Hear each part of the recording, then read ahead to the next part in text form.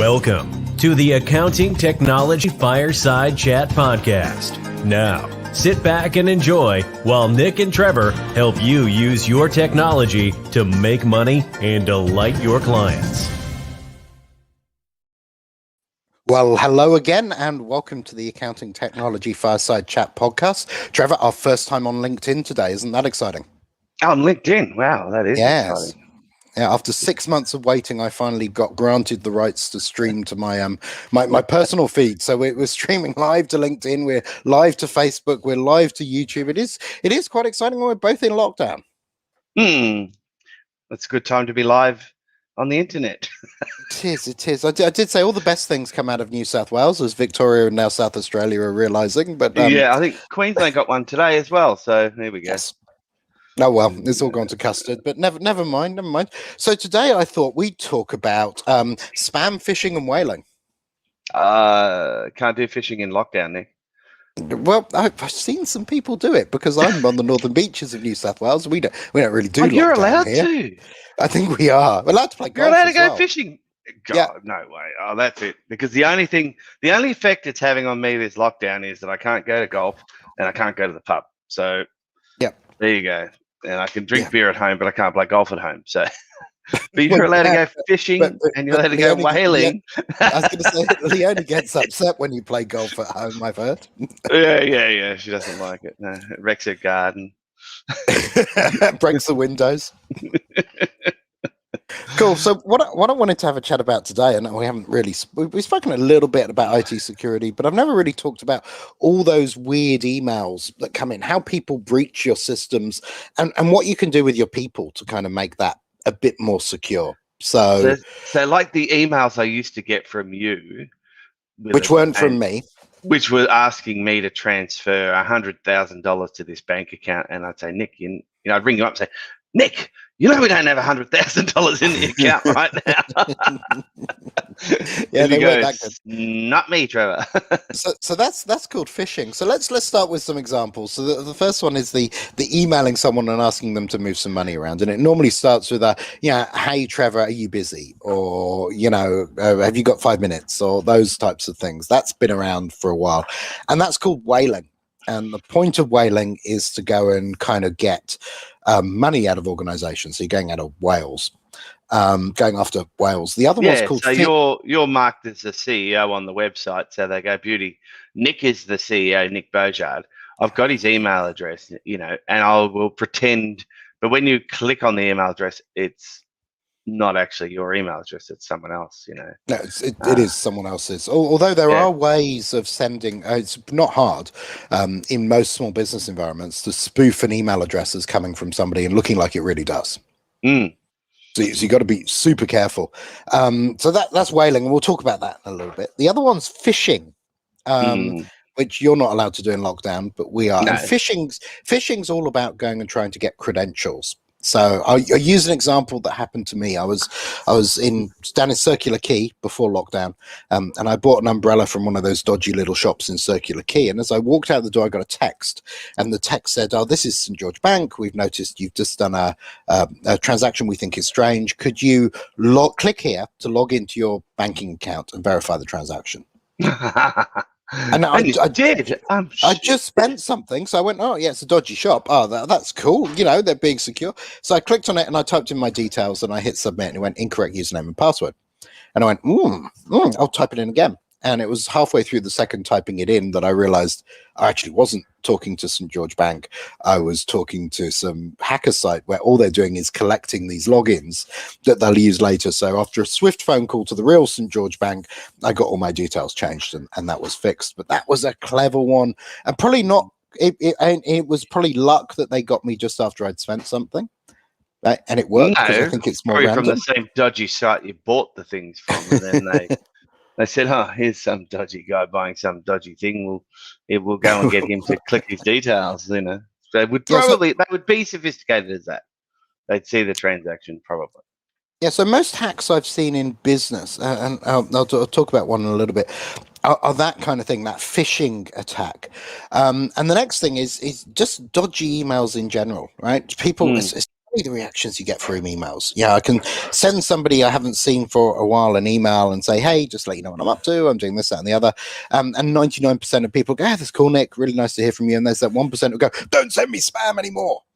And I'll go, well, it wasn't spam, but okay, I won't send you spam anymore. So there's this kind of junk email flying around, and anybody who's had an email address for 10 years or more will have a million crappy emails flying into it on a regular basis.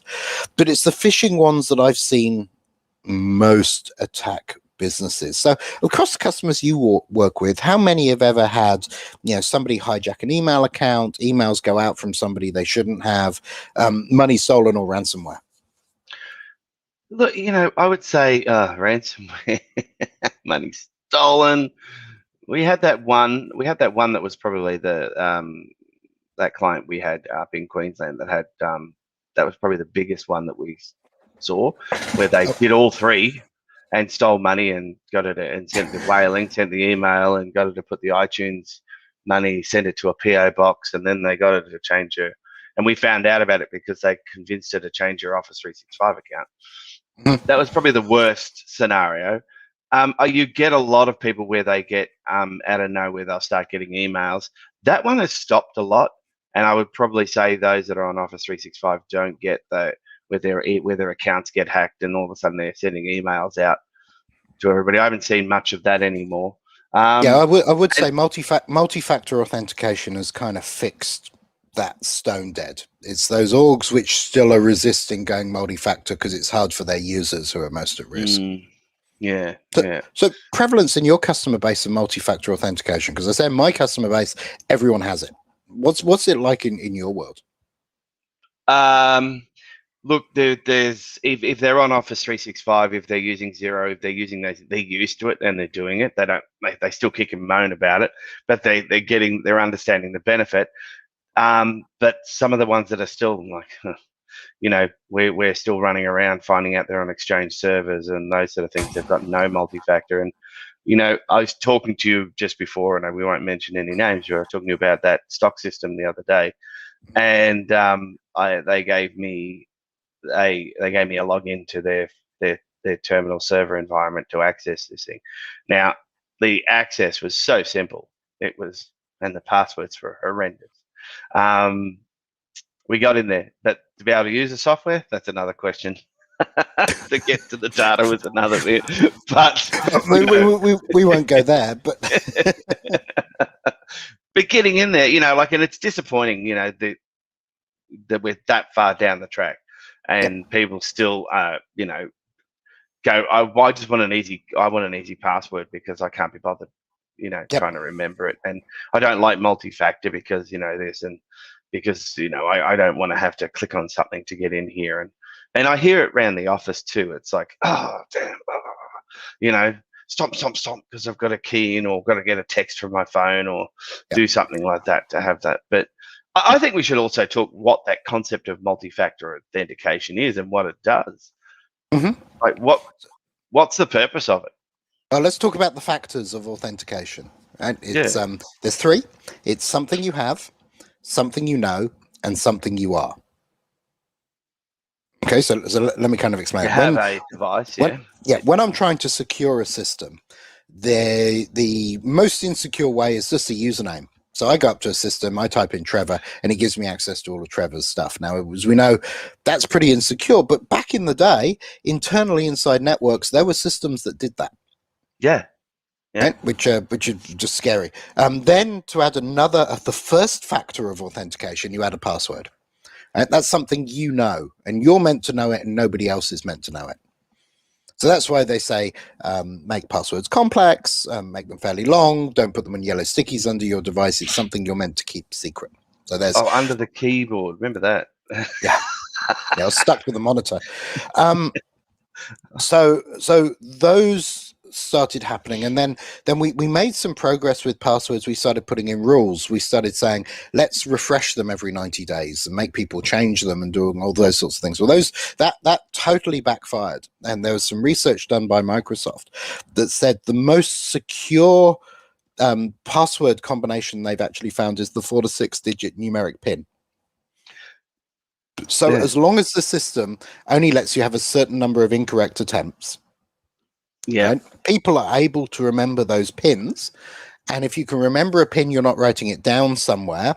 It's actually, and then they say, don't change it, because once you've got it, don't change it, because then the person doesn't have to think about it and write it down and do it somewhere else. So Microsoft turning around and saying, from a username password point of view, the pin's the most effective password, and that's statistics giving you results that you think are weird. So we then made people change their passwords. We then limited the number of attempts they could do, but that's still not good enough, because if I've got your password, I'm in. So you need to have a look at something you are, or something you have. So something you are is biometrics, iris scanning, fingerprint scanning, that kind of thing. And that's quite hard to spoof, obviously. Most fingerprint scanners require. I've seen a few movies where they walk around with an eyeball or a finger. It does freak you out a bit. And one of the funky things about that is there's no system I've ever seen in the world where they've resorted to biometrics where you don't also have to put in a PIN or a password. So it's all very well digging the eye out of the villain, but you've still got to say, what's your password, mate? He might not tell you. So then there's that one. So, and then there's the something you have. And over the last 10 years, everybody's kind of got a smartphone. And so we can use the smartphone as something you have. So you've got a username, you've got a password, and then you've either got an authenticator app on your smartphone, or we send you an SMS. Now, SMSs, text messages, aren't as secure as you think they are.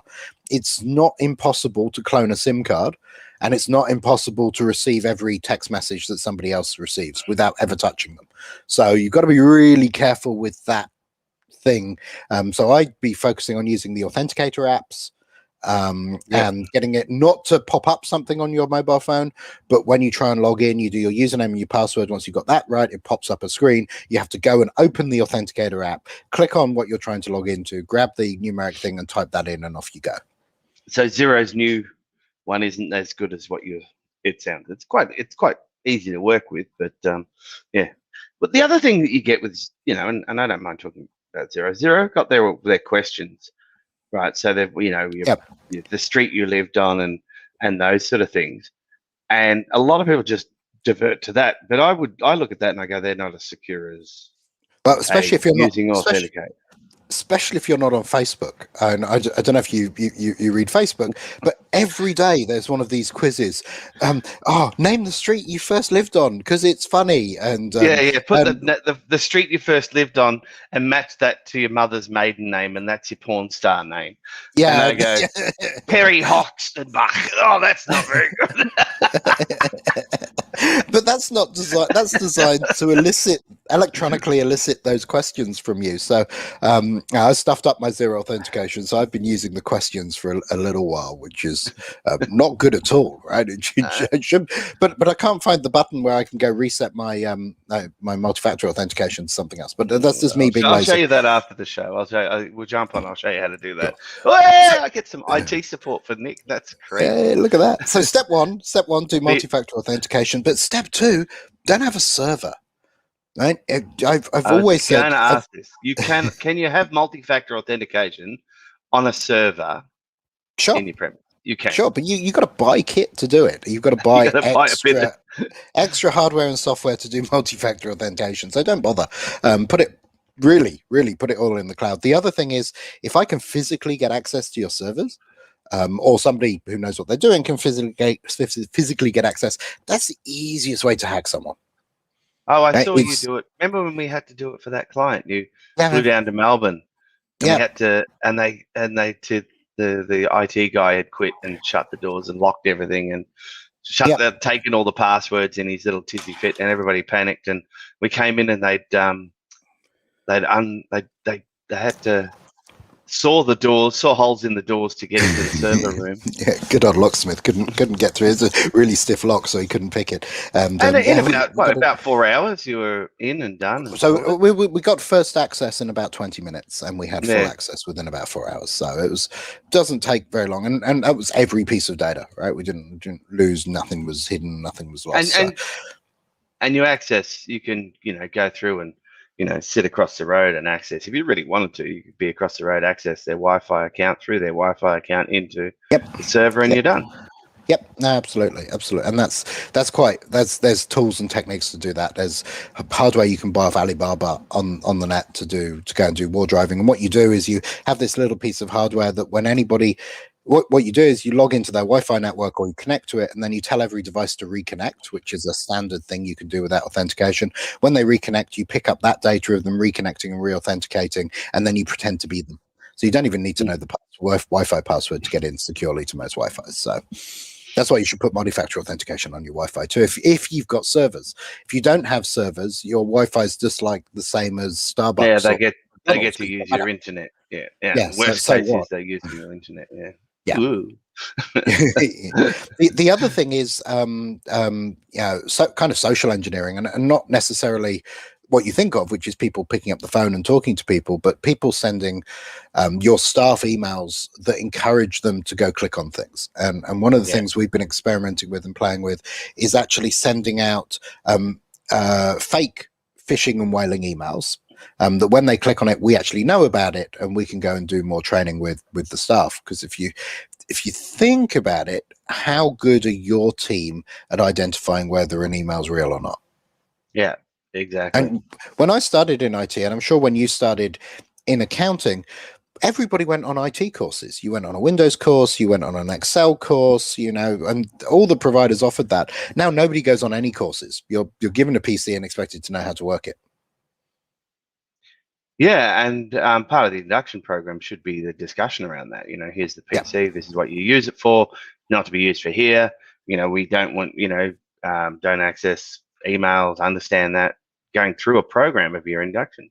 Yeah, you do need to go through a program, and it's not. Some of these are hard. Some of these I look at and go, "Oh, is that?" No, it's not. And I run a set of standard checks. I look at the incoming email address. Is it?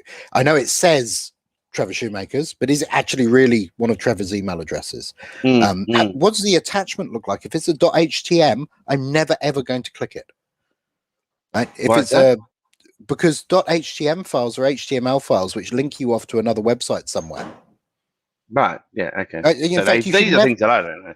I know you never click on it. You never click on an attachment from someone you don't know. Actually, never click on an attachment. Right? Because if you've got Office 365, people don't send you files; they send you links to files in OneDrive. Right? So never ever click on an attachment. Never click on a link from somebody you don't know or not unexpected. And if you're unsure at all, just pick up the phone and physically talk to the person. Yeah. Yeah. Hey, Trev, I just got an email from you. Is it real? Yeah. Right? Don't send them an email saying I just got an email from you, because I had this great one with a customer where I got this spam email from this dodgy email from one of their team members asking me to donate to something, blah blah blah. So I emailed her back and went, "Hey, is this for real?" And she came back and said, "Yeah, no, absolutely, it's for real." So I phoned her and I went, "Is this for real?" She went, "No, not at all." And so I went, "Aha, you've been what are you really talking hacked." about? Yeah. And it happened. She'd received an email. She thought she knew who it was from. She clicked on something. It prompted with an Office 365 login, or what looked like an Office 365 login. She didn't look at the URL it was going to, because it was going to something dodgy. She put in a username and password. It failed 3 times. She went off and did something else. That gave the attacker her username and password they were able to use to log in. And this industry is bigger than the drug industry now. Cyber attack. Oh, it's enormous. It's enormous, and it's not hard, right? Everybody thinks, oh, you got to be you got these movie visions of these. I saw it in a newspaper the other day, a guy wearing one of those anonymous masks, and the picture underneath said a hacker in like the Telegraph or something. Yeah. And hackers really don't look like that. They're businesses. They run all over the world, and most of these tools you can download off the internet for very little money. In fact, there's hacking as a service, so you can actually go out and hire a company, and they'll go and hack a certain number of organizations for you. You can either pick, or you can say, I want to hack all accountants in Australia, and they'll go and find all the accountants, and they're not hard to find, and then they'll go and do a targeted attack against every one of those organizations, and that will cost you about 10K maybe. So it's not an expensive exercise, and really quite frightening. I'm just thinking about the media with China the other day about how all China promoted an attack on on various attacks on various other governments, and you go, well, yeah, it's probably I don't not too know. hard. I think they're all been doing it. Oh yeah, I'm not necessarily. I don't necessarily have any intelligence which says whether things are state sponsored or not. But certainly, the types of hacks they talk about aren't very hard to do. Yeah, right? They're talking about making use of 0-day vulnerabilities. There's millions of people out there that know how to do that. It's not. It's way easier than people give it credit for. So they say, "Oh, it's got to be state sponsored." No, it doesn't. It can be, two guys in a basement straight out of uni, you know what they're doing. And you do it, and you get millions and millions of dollars, and you get caught, you go to jail for 6 months, you're doing drugs in most countries, you'll be hung. So, I think the government rules have got to expand a bit more around those sort of things. They've got to start catching and thinking about it, but I just don't think they care. Look at the impact can be huge to certain small businesses. Big businesses like the big Channel 9 hack, they coped, they worked through it, they managed to fix it all up. There's going to be more embarrassed. Yeah, it's more embarrassing. Financially affected, it's more embarrassing that, oh gosh, But I think the fear is not in the big enterprise bit of the world where they've got people and skills and chief information security officers and all that kind of stuff. I think the risk to our economy is not very big of small businesses getting hacked or a smaller suburban accounting firm getting hacked or those sorts of things. But the individual risks, those individuals, the people listening to this who are business owners or directors of companies where they are on the hook for this. And I was reading an article by Nick Abrahams, who's the technology partner at Norton Rose, also a columnist for the Sydney Morning Herald. And Nick was saying it looks like the government are going to make cyber risk a director's responsibility. Right. So if you get a ransomware attack and you lose your business, and you haven't prepared your company properly and the government publish enough things for you to be able to do it, that will become your responsibility as a director. But realistically, if someone, and I suppose you could say, okay, I've done the belts and braces, I've put a lock on my door, I've put put an alarm in and all that. If someone wants to break into your house, yes, right, they'll get in, right? Mm-hmm. They'll smash a window, they'll put a hole in your wall, they'll get in there. Depends on how much noise they want to make when they go in there. If someone wants to go and hack into your business, I recall you had someone ask you to come and help out, and they'd actually employed someone who was purposely put in to be the PA to get a job as the PA of the CEO to get his account details, and they stole money. How do you stop that? You can't. You don't. That's crime. But the government published something called the Essential 8. So the Australian government does for organisations that run on a primarily Microsoft platform. And the Essential 8 are 8 things. 8 things you need to do plus a level of competencies you need to reach. And what's happening is the cyber insurers. So if you think about a director, the way you get rid of that liability is you insure against it, right? Yeah. But the cyber insurers are now saying, in order for us to insure you, just like you need locks on your windows, or if you live in a rough neighborhood, you need gates in front of the ground floor, so whatever the things you need to do to secure your property, they're saying the same for your OT. It's no longer you can turn around and say, I hired this third-party company and they did it all for me and I don't understand that stuff. Yeah. The excuse of I don't understand computers is going away very quickly. Yeah. Definitely. All right. Cool. So, train your staff. Train your staff. Get that multi-factor authentication, train your staff, go to the cloud. There's the 3 things you could do tomorrow that will make a massive difference. We've been saying that for a long time. We have. we have just different flavor today. That's it. Oh, that's awesome. Well, is that enough today, Nick? I think that's been very entertaining. That's pretty good for a day with both. So here's my prediction. Seeing as we're in lockdown, I reckon Victoria will be out of lockdown before New South Wales. That's so. And then if you are out of lockdown before New South Wales, that then proves that going fast and hard is the right thing to do in this scenario, doesn't it? Yeah, I don't know. Jesus, Nick, don't get all political on me. I was hoping. I've said it before. I was hoping that Gladys was right, but no, I think that this virus has got is moved so fast that they weren't prepared for it. Contact tracing wasn't doing it. They've hit it hard. They've gone for it. We've done it. We did it not long ago, and we've come out after a couple of weeks, and we've had to go again. Queensland. It'd be interesting to see what they do. They've got that one case that's gone up there, but if they can keep hold of them, then they might be able to avoid lockdown. It just has such an impact on society. It's the financial impact of this is going to be something we're going to feel for a long time, but I'm really starting to feel for some of these little small business owners that have had to shut down for a long time. I think that that this is going to hurt them, this one. Yeah, I agree. I think that's crazy hard. So on that note, thank you for listening to the Accounting Technology Fireside Chat. I'm Nick. This has been Trevor. If you are watching live streaming, make sure you like and subscribe. If you're watching on YouTube, like and subscribe. Same with Facebook and LinkedIn. You can also get our audio podcast and subscribe to that at the link, which is just below me down there. So we'll put that in the comments. And thank you for listening, and have a fantastic day. Thanks, Trev. Hey, I'll go and find something else to do. I bought a vacuum cleaner yesterday. Woohoo! See you later. We'll talk about that in a bit. Thanks, guys. Cheers.